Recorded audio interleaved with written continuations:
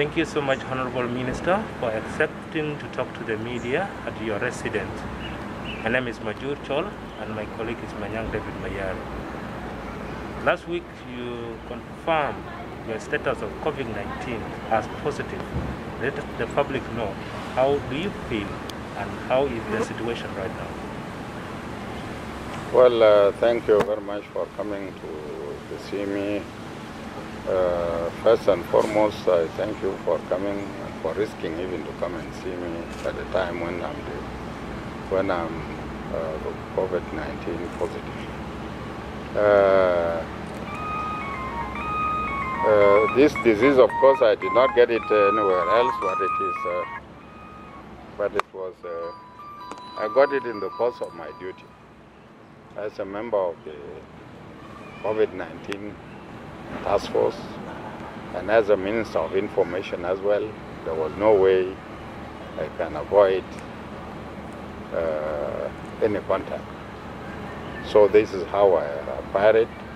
And when two of our members were confirmed positive, we decided to go all for an overall test so that we know exactly that what we are doing is that we are safe, and in case of anything, then it will be better that it is done by others other than us to continue to spread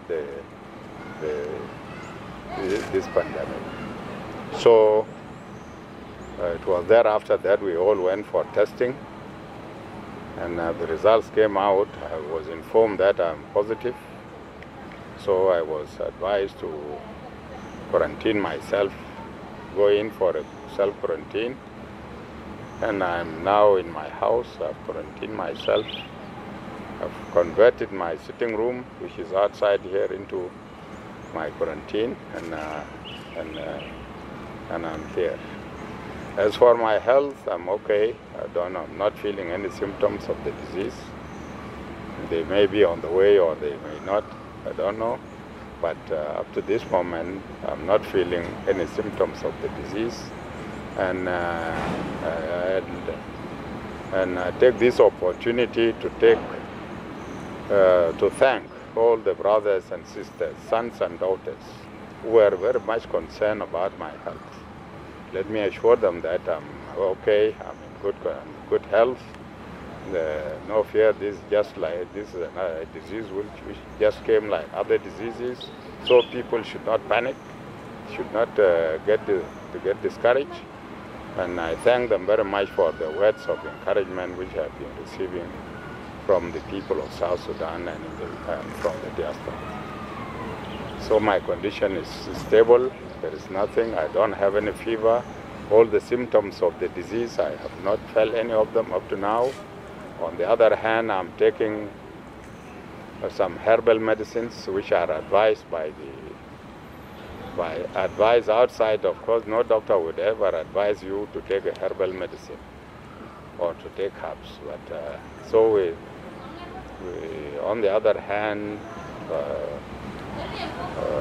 I'm taking some of these herbal medicines which are advised actually to be. Honorables, when you were confirmed coronavirus positive, why do you accept it to keep it private and you come out and announce it publicly? What was your feeling of announcing Well, it? of course, it was important that I announce it to the people so that whenever anybody decides to risk like what you have done now, we would come with the knowledge that, yes, this man is positive. That is one. It is not a secret because we did not steal it. It is not a crime, actually. It's not a crime to get infected. And especially for somebody like me who got infected in the course of his duty, then one feels proud that even though he got it, nevertheless, it is part of the duty, and these are the side effects of any duty. So I found it appropriate to declare myself and announce it to the people so that they know that Michael is coronavirus positive. That was in order to Because if I just decide to abstain and come and quarantine myself without talking, without informing the people, that will raise a lot of question marks. And as you might have heard, there are so many wild stories being circulated now in the social media that Mr. X is dead, Mr. Y is corona sick and he has not declared it, X and Y is dead, and so forth and so forth. So instead of leaving people in dilemma and leaving them to continue to ask questions that will not be answered by anybody other than me, I decided to declare it. South Sudan is lacking health facilities and you are self-quarantined at home. Have you been visited by the medics, the health personnel, to always keep seeing your condition? Well, I'm expecting the health personnel to come today. I was informed that the doctor will be coming to see me today. Okay. Now, looking at your conditions and the duty that you have been exercising in the government of South Sudan, you have a big role as a minister for information. We has assumed your duty, and don't you think there is a vacancy? Well, I feel that there is no vacancy because I have a deputy minister who is competent and capable of running the ministry efficiently and effectively. So far, my absence has not created any vacuum that will amount to the closure or to the collapse of the ministry. No. My deputy is a competent person and is capable of addressing all the outstanding issues. At the same time, we are all the time in contact with him, and if he has anything, if there is anything, then he keeps me informed on whatever is happening in the ministry. How do you feel if social media users, especially South Sudanese online, describe you using your word that you like it or not, that you said coronavirus will go whether you like it or not? Can you say you have said it and you can repeat it? Well, I have not said that coronavirus will go whether it's likely or not. Of course, there are so many things which are usually attributed to me. And not that only, there is someone who decided to open an account in the Twitter in my name. And he started writing his own, putting on his own words as mine. And this is one of the issues, what I'm seeing, I am sure this is one of the sources that Michael said whether I like it or not, coronavirus will go away or defeat it. No, I did not say that. But the most important thing is to be self-confident. Be self-confident and continue to struggle with the disease until you defeat it or it defeats you. So, because any disease, even malaria, you struggle with it. You don't say this malaria will go, but it is in the course of taking your medication timely and respecting all the directives of the doctors that you can be healed. Otherwise, despite the efforts of the doctors, malaria can take you. So the same thing like coronavirus, I cannot say that I will defeat it, but I'm resisting it. South Sudan confirmed coronavirus cases in the month of implementing the revitalized peace agreement. Do you think coronavirus has not affected the implementation of the peace agreement, of the revitalized peace agreement? Well, definitely it has affected it in terms of especially in terms of the security arrangements. The forces which are now on the ground, which went for the training centers, have not been graduated simply because of the coronavirus. Otherwise, the second group, the second batch would have gone in now, and the first batch would have been graduated and deployed. So it has a negative impact on that side. On the other hand, of course, for the difficulties which we are facing in terms of the establishment of the state governments and the parliaments and so forth, these are things which have nothing to do with the coronavirus. These are our own problems because some of us tend to give the agreement their own interpretation, And in the course of misinterpretation, then definitely a delay happens. This is so the delay in the executive, in the establishment of the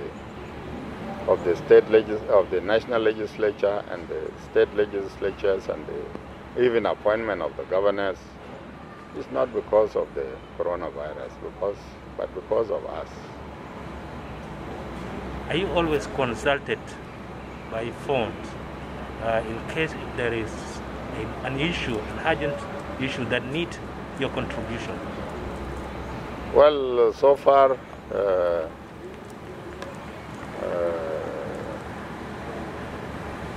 nothing has happened that needs me to be consulted, because my president knows the agreement very well, and the other colleagues, the two vice presidents who are from the IT GONO, they understand the agreement very well, and so there is nothing that actually needs me.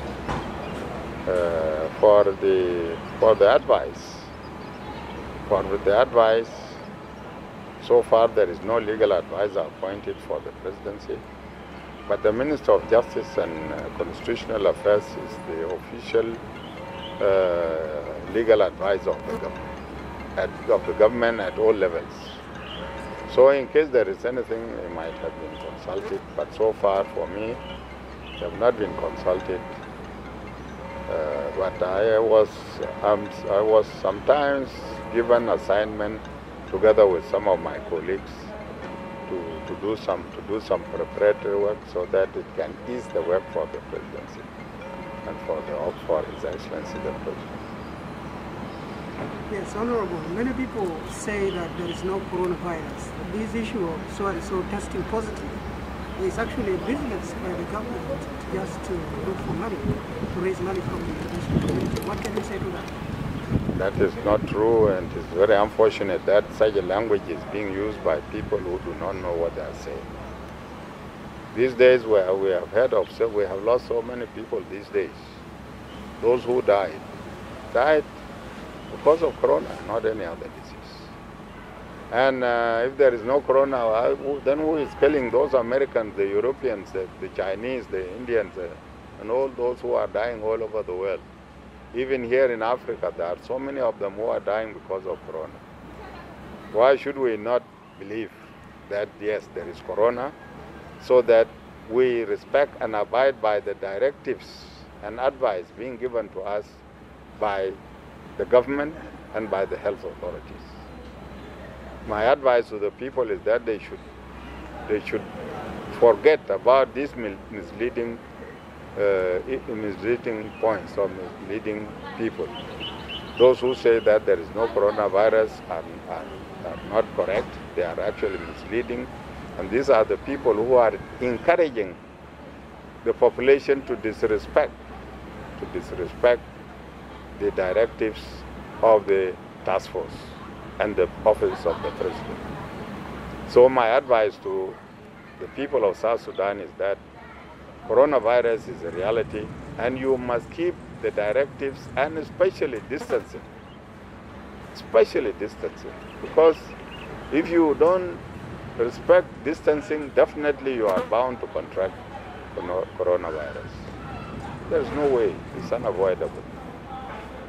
So my advice is that let us follow the directives of the task force correctly, implement them correctly, and we will be safe. And that is the only way whereby we can minimize the casualties. This is the only way whereby we can minimize the number of people who will fall victims of this coronavirus. Right now you're wearing something called Air Doctor, and can you talk a little about that? Yeah, this Air Doctor was distributed to us when we were members of the task force. Air Doctor does not protect you completely, but it actually protects you within a certain surrounding. So wherever you are, in a certain surrounding. If there are any viruses within a certain area, then definitely the people are protected. But the protection is not 100%. This is why we had to put on the mask as well. So did you have it before you were confirmed positive, or how did it? They were distributed to us before we were confirmed positive. But probably we must have contaminated, we must have been infected earlier. We must have been infected earlier, especially at the time when we used to meet in pyramids. In pyramid, the hall was very small, and we were not even respecting the question of distancing. And we were inviting all sorts of people to come and attend with us. They come and talk to us. Meanwhile, those people are not even checked. And I think Pyramid Hotel also was not safe. This is what I believe, this is where we contracted the disease. Otherwise, I might have contracted it in my office also. Because also in the office, people come in their numbers, they want to see you, they want to talk to the minister, they want to do what. And this is part of our assignment. As ministers, we are supposed to meet and listen to the people. In the course of doing that, I might have also contacted. There are different prices of these doctor going outside there. So do you have an idea how much does one cost? No, I don't have any idea. If it is in the market, that is a different thing. But there are two types. There is this one and there is another one which is brown in color. These were actually brought by the Chinese government for the medical personnel who are working in this area of the coronavirus, for their own self-protection and the protection of others. They were not meant for the market. So if they are in the market, I'm sorry. These were brought in by the Chinese government. Thank you. Thank you so much. What could be your last message to South Sudanese and those who are not coming out to announce their status, the government official, I mean? Well, for those who are not coming to announce that status, I have nothing to tell them because it is one's own decision.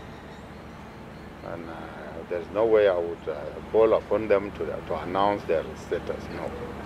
If they have decided to keep quiet and sit on it, it is up to them. But for me, I thought it appropriate to announce it so that I don't infect others. For the people of South Sudan, don't get worried, don't get frightened of the coronavirus. It is a disease that had ever been. It had started last year in China. It broke again up in China. It has extended. It has passed through Europe. Now it has come to Africa. And we should not get frightened about it. This is just like other plagues that have been happening in the world. And this is not the first time for us to get such diseases. We have been getting so many, like the Ebola and other diseases that have been coming in before.